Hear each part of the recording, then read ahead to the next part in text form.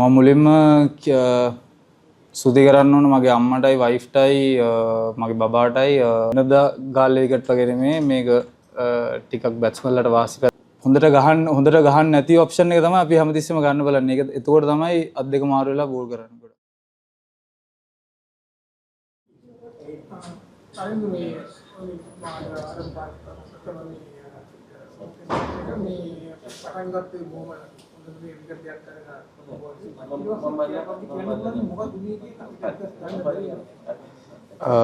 ඇත්තටම මට හිතෙන්නේ විකට් එක එයාලා හොඳට බැට් කරා.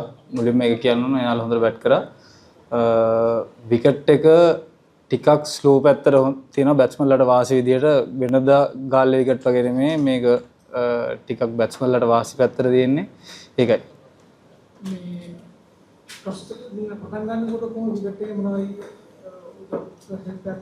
උදේ පොඩි මොයිස්චර් එකක් තිබ්බා. උදේ පොඩ්ඩක් බෝලේ නිකන් හැංග වෙලා වගේ කැපෙන්න ගත්තා. ඊට පස්සේ ආෆ්ටර් ලන්ච් විකට් එක අපි හිතුවට වඩා ගොඩක් ෆ්ලැට් වුණා සහ ස්ලෝ වුණා. එයා දැනට ෆස්ට් ක්ලාස් අරන් දෙන විකට් වලින් වැඩිම ප්‍රමාණයක් අරන් දෙන්න දකුණු අතින්ද වම් අතින්ද? එහෙම කියන්න මම බලලා නැහැ. මම ගොඩක් බෝල් කරලා තියෙනවා අත් දෙකෙන්ම. වැඩි වශයෙන් බෝල් කරලා තියෙන්නේ? ෆස්ට් ක්ලාස් පටන් ගත්ත මුල් කාලේ වම් අතින් ගොඩක් බෝල් කරා. ඊට පස්සේ අපි කියමුකෝ ඊට පස්සේ 60% right arm 40% left arm වගේ. ඊට පස්සේ කියන්නේ අවුරුදු 2-3කට පස්සේ ලේසි නෑ කියලා. මොකද විකට් එක බැට්ස්මන්ලට සූට් වෙන විදිහට තිබ්බේ බෝලේ කැපුන්නේ නෑ. ගොඩක් බෝලේ පොඩ්ඩක් තල්ලු වෙන එළියට යන ගතියක් තිබ්බා. ඒකයි මම ගොඩක් මොකද right arm off spin දාද්දි රතු බෝලෙන් ස්පෙෂලි ගහද්දි right hand බැට්ස්මන්ලට ලේසි නෑ. මොකද එයාලට බැට් කරන්න ඕන. වම අතින් බෝල් කරද්දි එළියට කැපෙන්නේ. ඉතින් ඒ නිසා එයාලට අනික මට දකුණෙන් බෝල් කරපුවාම ඔප්ෂන්ස් තියෙනවා. කියන්නේ ෆීල්ඩ් එකෙන් මට සපෝට් එකක් තියෙනවා. මේ ෆීල්ඩ් එක දාලානේ බෝල් කරන්නේ. ලෙෆ්ට් ආර්ම් එකෙන් එයාලට ගැප්ස් යනවා. මොකද විකට් එක අපිට ඕන විදියට බිහේව් වෙන්නේ නැති නිසා එයාලට ස්කෝරින් ඔප්ෂන්ස් ගන්න ලේසි. ඉතින් ගොඩක් අපි ප්ලෑන් උත් කරේ ඉන් ඇන්ඩ් අවුට් ෆීල්ඩ් දාගෙන එයාලගේ ප්‍රෙෂර් එක කන්ටේන් කරන්න තමයි. සෝදානා කිසිම ඔබ දේශීය තරඟවලදී තමත් මොනවස්කම් දක්වලා තියෙනවා. අවුරුදු 29 ඉල කියන්නේ සාමාන්‍යයෙන් ජීවිතේ ඉස්තරම් කරන වයසක් නෙවෙයි. මේ ආපු ගමන ගැන මම මුලින්ම සුදි කරන්න ඕන මගේ අම්මටයි වයිෆ්ටයි මගේ බබාටයි එයාලා ගොඩාක් සපෝට් කරා මට. සහ පියල්ස කණ්ඩායම් ඒ කට්ටිය ඔක්කොම මට ගොඩක් සපෝට් කරා. ඉස්කෝලේ කෝචස්ලා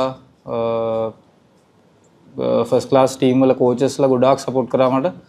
එයාලා ඇත්තටම මතක් කරන්න ඕන. සහ ඔව් ඇත්තටම කිව්වා වගේ 29න් ඩෙබියු කරනවා කියන්නේ එක අතකට මට හිතෙනවා ඒක මගේ වාසනාවක් කියලා. මොකද මට ගොඩක් එක්ස්පීරියන්ස් කියන්නේ මම ගොඩක් මැච්ස් ඕල්මෝස්ට් 75කට කිට් වෙන්න මම විතර ගහලා දෙනවා ෆස්ට් ක්ලාස් මැච්. ඉතින් මට හිතෙනවා ඒක මට ඇඩ්වාන්ටේජ් එකක් කියලා මේ ස්ටේජ් එකේ පර්ෆෝම් කරන්න.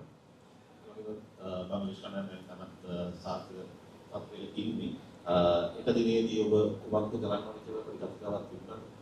අපි මුලින්ම කරන්න ඕනේ ඉතින් එයාලා බෝල් අවුට් කරන්න පුළුවන් තරම් අඩු ලකුණු සංඛ්‍යාවකට දවා ගන්න.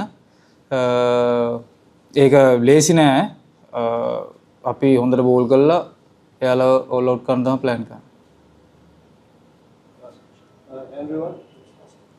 තන්දුවා කැපිටින් අනිත් අතට මාරු වෙනකොට කොයි වගේ දේවල් මතද ඒ තීරණය ගන්න?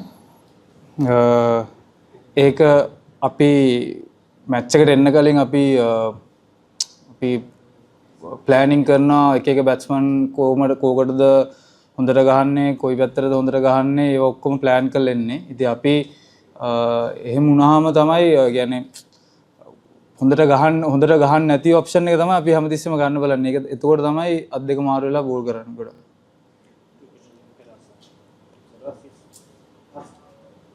Tell us about the behavior of the wicket. You guys got 3 wickets early in the first session, but remained wicketless in the last 2 sessions. First session, it's going to be a little bit of wet in the wicket, and after that, it's getting flat and slow. That's why they are. First of all, they are batting really well, and yeah, second and third sessions, it's not easy to bowl. Yeah. What do you think? It will behave the same in the second day? Maybe yes.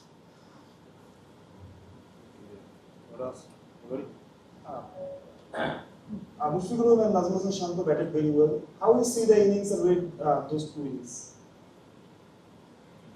Both are playing really well, and I think we are bowling well as well. Yeah, both are playing really well. Any other? Right. Final question. Tapi when පිටිකරු දෙන්නේ මොකද කරන්නේ මේ ඔහිදුනා දැන් මේ wicket එක ඉස්සරහට යනකොට මේ විදිහට මොකීවි නැත්තම් පොඩක් කැපෙන්න පටන් ගන්න ඕක කියලා වස්තන අද අපි දැක්කම ඕලාගේ මේ පොත් වෙන නැත්නම් අනිතර දැක්කම වෙන ඔව් ඇත්තටම මුලින්ම කියන්න ඕන දැන් අන්තිම දවස් දෙකේම මෙහෙට වැස්සා. ඒ නිසා ග්‍රවුන්ඩ් එක ටිකක් තෙතයි. ඉක්මනට බෝලේ පරණ වෙන ගතියක් තියෙනවා. ඉතින් එතකොට මං හිතන්නේ මට තේරෙන විදිහට නම් විකට් එකේ ලොකු වෙනසක් තියෙයි කියලා අන්තිම 4 වෙනි දවසේ අන්තිම සීසන් එකේ විතර වෙනකම මම නම් හිතන්නේ ලොකු වෙනසක් තියෙයි කියලා. මොකද විකට් එකේ අර විකට් එක ගොඩක් හයියි සහ ටිකක් ස්ලෝ. ඉතින් මං හිතන්නේ ලොකු වෙනසක් වෙයි කියලා 4 වෙනි දවස් විතර වෙනකම්. ඒ කියන්නේ මේ විකට් එක මේ අවදිර බයලා ඒ කියන්නේ ඊතරමට වෙයි යන කිව්වන්තද කියන්නේ. ඔව් උදේ මං කිව්වේ උදේ පොඩි තෙත ගතියක් තිබ්බා. ඊට පස්සේ අද දවස ගොඩාක් හොඳට පෑවුවා. හොඳ රස්නයක් තිබ්බා. ඉතින් ඒකෙන් මට හිතෙනවා ඒ අන්තිම සෙෂන් දෙකම ඒ කියන්නේ දවල් සෙෂන් එකෙන් ගොඩක් ඉරව්ව වැටලා විකට් එක හොඳට වේලුණා. ඉතින් ඒ නිසා තමයි මම හිතන්නේ ස්ලෝ වුනේ. මං කියන්නේ අවුට්ෆීල්ඩ් එක ටිකක් තෙත ගතිය තිබ්බා උදේ. ඉතින් එතකොට බෝල් ඉක්මනට සවුත් වෙන ගතියක් තිබ්බා. ඒකයි මං කිව්වේ. ඔව්. චරිත අපේ ස්කෝර් කාඩ් එක දිහා බලුවාම මේඩන් ඕවර්ස් මදි කියලා පේනවා. ටී එක වෙනකන් ගත්තොත් යවපු ඕවර 57 ඕවර 5යි මේඩන් තිබුණේ. පාටුණක් ටී එක වෙනකන් එක මේඩන් ඕවරේ යවා ගන්න පුළුවන් නේ. බබාත් එකක්වත් යවලා තිබුණේ නැහැ ටී එක වෙනකන්. ඕදාහතකින් මොකක්ද මේ මේඩන් ඕවර්ස් අඩු වීමට හේතුව? මේඩන් ඕවර්ස් අඩු වුණාට දැන් මං හිතන්නේ අපි 3.2 විතර වෙනදී දාලා තියෙනවා. ඕවර්ස් 90ම 3.2 වලට විතර. ඉතින් මං හිතනවා අපෝ ඔයා කියන වගේ මේඩන් ඕවර්ස් දාන්න ඕන. හැබැයි ගොඩාක් 1 2 ඕවර්ස් මම හිතන්නේ ගොඩක් ඇති. ලකුණු 1 2 3 ඕවර්ස් ගොඩක් ඇති. මේඩන් ඕවර්ස් දාන්න ඕන. හැබැයි මට හිතෙනවා දැන් 3.300ක් ගහලා නැහැ නේ අද දවසට.